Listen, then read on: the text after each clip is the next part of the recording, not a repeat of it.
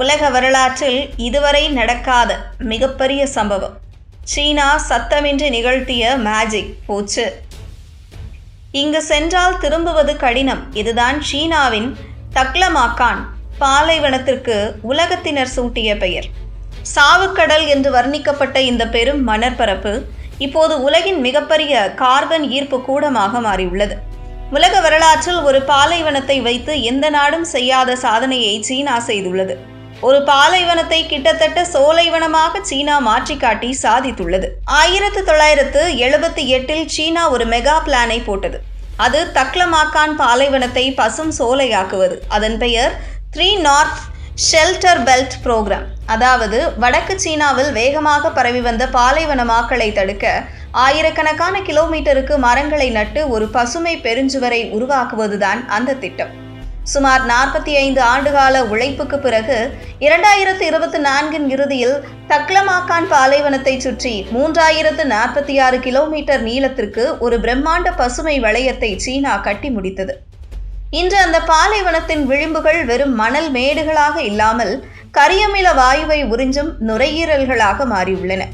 சமீபத்தில் PNAS இதழில் வெளியான ஆய்வறிக்கை ஒன்றில் நாசாவின் செயற்கைக்கோள் தரவுகளை கொண்டு ஒரு விஷயம் நிரூபிக்கப்பட்டுள்ளது. பொதுவாக பாலைவனங்கள் கார்பனை உறிஞ்சாது. ஆனால் தக்லமாக்கான் பகுதியில் நடப்பட்டிருக்கும் 6600 கோடி மரங்கள் வளிமண்டலத்தில் இருக்கும் கார்பன் அளவை சுமார் 3 ppm வரை குறைத்திருப்பது கண்டறியப்பட்டுள்ளது.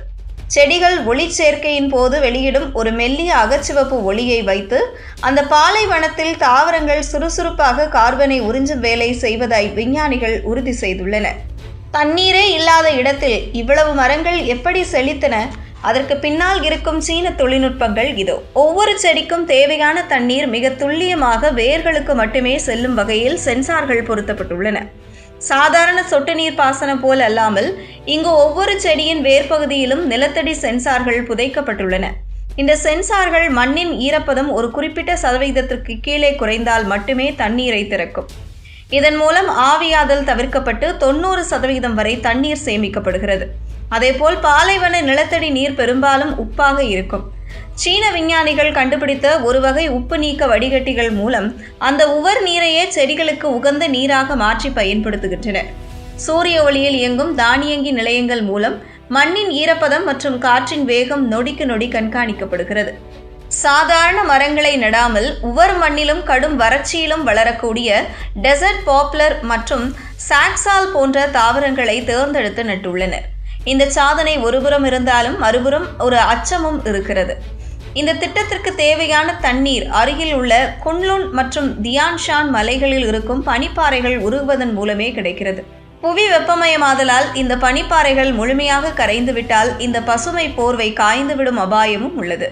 இருப்பினும் மனிதன் நினைத்தால் இயற்கையை மீட்டெடுக்க முடியும் என்பதற்கு தக்லமாக்கான் ஒரு ஆகச்சிறந்த உதாரணம். நேற்றைய சாவுக்கடல் இன்றைய சுவாசப்பை ஆகி இருக்கிறது.